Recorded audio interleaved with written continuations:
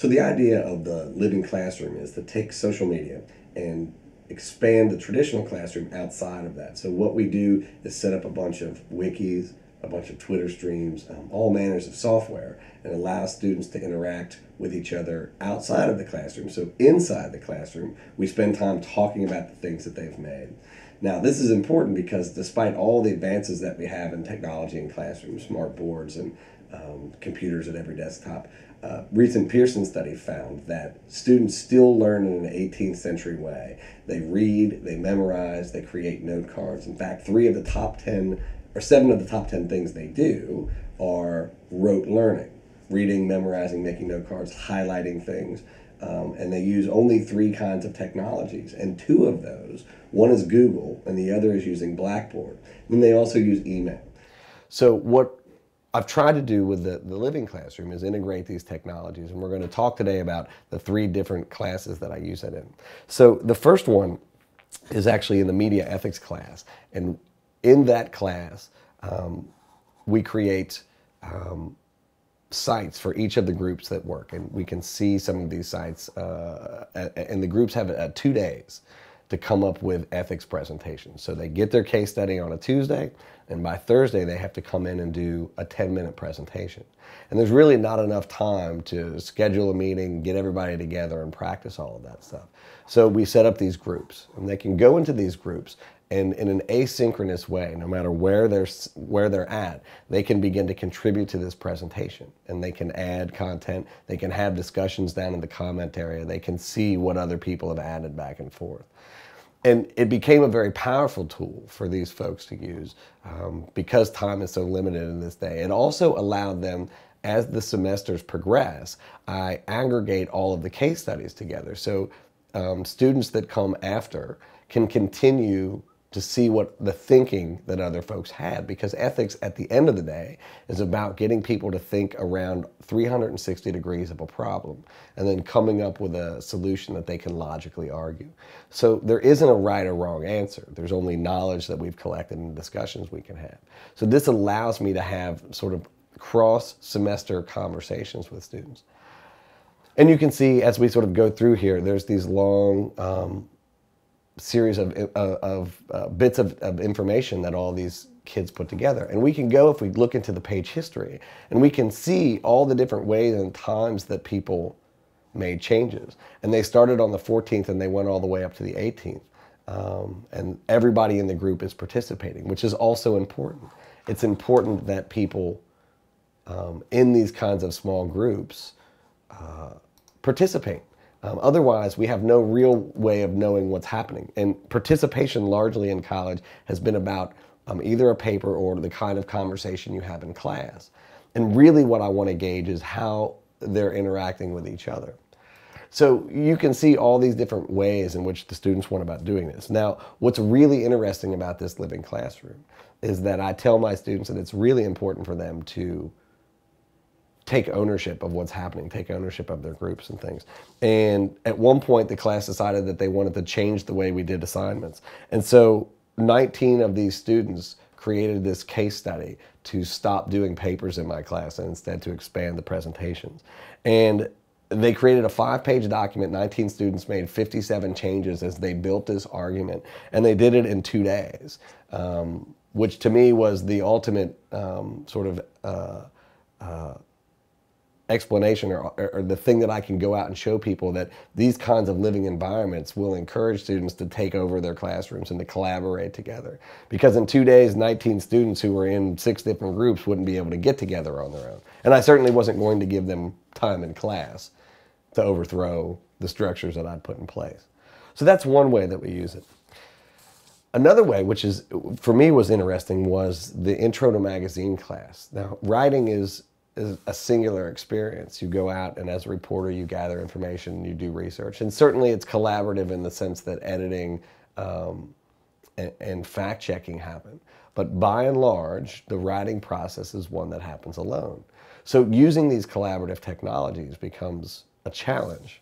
And one of the ways that I got around that was, obviously I can't have people write group stories, but we had to do basic knowledge tests. And again, thinking about this 18th century model, I don't want them to memorize things, make note cards, and that's not the creative process, that's not the writing process.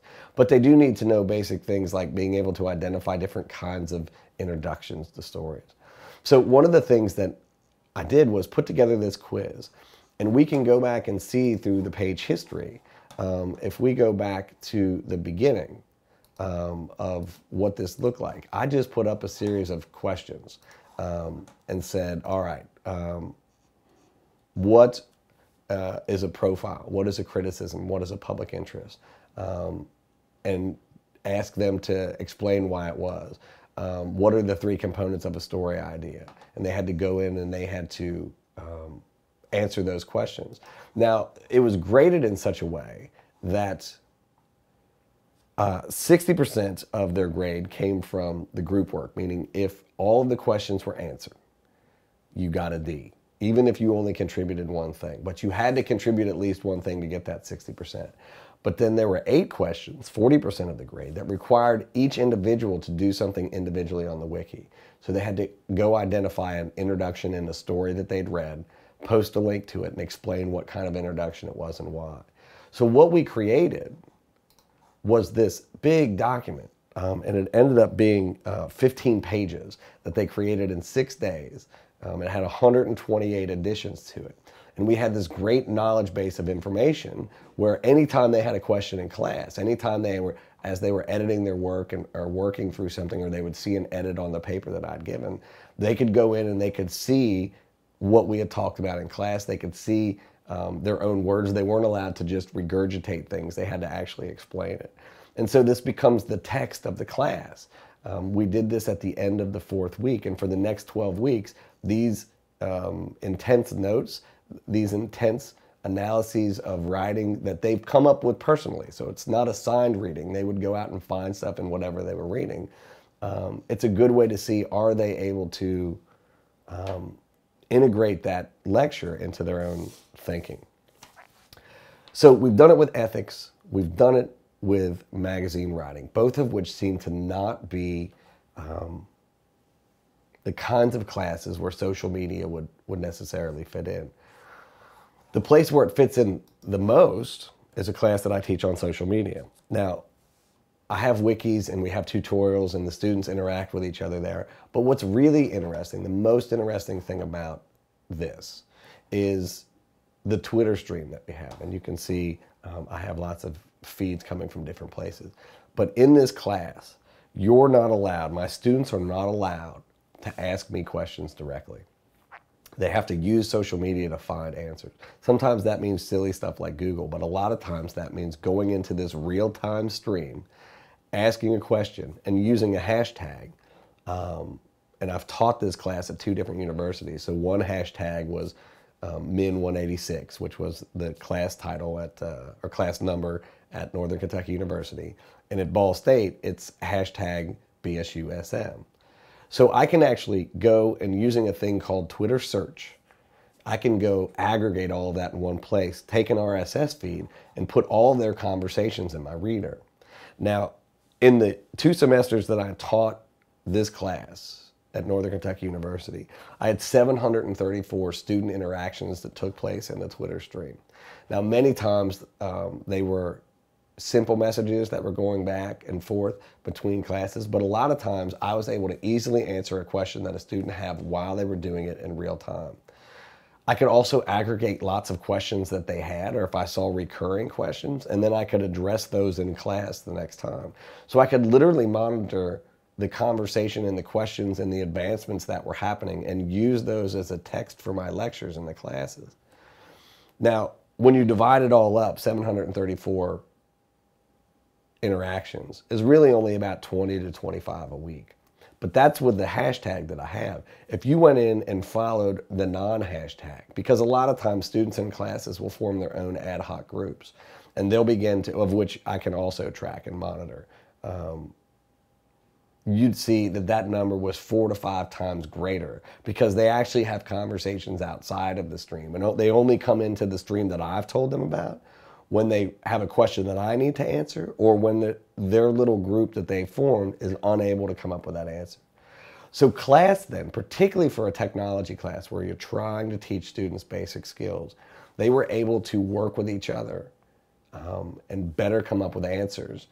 So when we came into class, we were looking at the content they'd created instead of trying to deal with these sort of rudimentary technological questions. So even though introduction to social media seems like it would be an easy way to integrate social media into your classroom, it actually becomes almost as powerful as any other class, because that technological hurdle that every teacher who teaches technology faces, which is you have a class and everybody's at a different level with what they understand, they can form these little groups together out in the stream and answer their questions so that your class levels itself out, which is maybe the most important thing that you can have in a technology course. So those are the ways in which I've integrated technology into these 3 different kinds of classes to create this living environment where students can both interact within class, but then outside answer questions and begin to move away from that 18th century model of teaching where I talk, they listen, they memorize, they regurgitate back, and begin to really sort of view their learning as project-based, and that they can answer some of the basic questions together and they don't have to wait for me. And it's a subtle shift in the way in which we view what education should be.